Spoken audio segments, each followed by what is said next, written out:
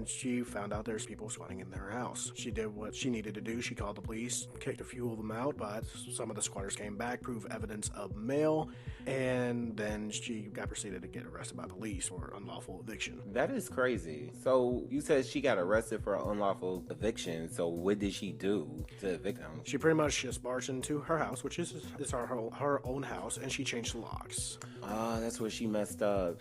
I know a little bit about the squatting law. I dealt with a situation with an ex where he wasn't trying to leave, so you have to go through the proper channels, unfortunately, to evict people. If they could prove that they've been at your house, I think it's 30 days consecutively, or they prove that they're getting mails sent there, they could legally, they become like a tenant in the eyes of the law. Which is completely and utterly bullshit, especially when you have like no evidence of this at all. Like if you had a lease, I can understand that, but also leases can be forged too. But overall, you would have handled this situation.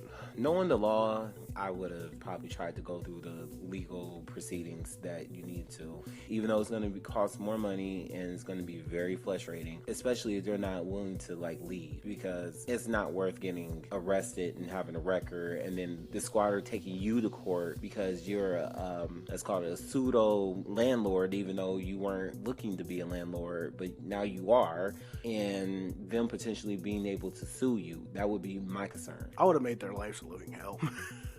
I would have put like speakers installed in the house, played all types of demonic music.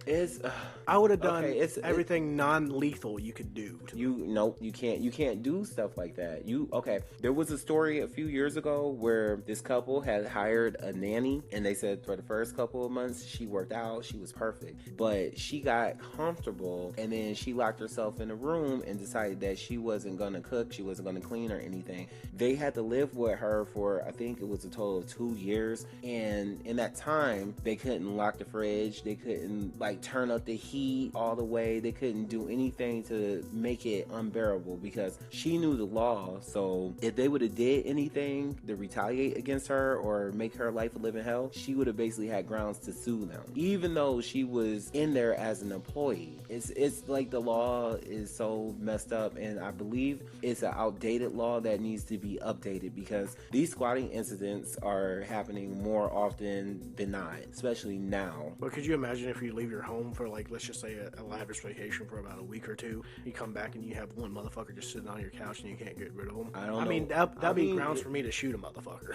Just to be completely honest. You would think you'd be able to do something like that. I think within a week they can't confirm residency, but it's if you were like going for like a month and they were sending mail or getting things, into the home. I think that's when it becomes like an issue. Like, no, it's just scary. It's scary to have a house and think that someone can come into your house, establish yourselves as residents, and make you a landlord, not pay you no rent, and there's not many rights for the people who this is happening to, and they have to go through all these legal channels that it's going to take so much time and so much money. Because this happened. There was a lady, she lived in another state, and she went back to the home that she had owned, and there was a woman and a man living in the home, and she couldn't evict them. Like, she couldn't say get out. She had to go through the proper channels. And the proper channels take fucking years. That's the bad part about it. It takes years to get someone out of your home. And that's why I'm going to say this. If you have a boyfriend, girlfriend relationship, or you're helping a friend, don't let them send any type of mail to your home. Don't let them pack more than like a few days worth of clothes,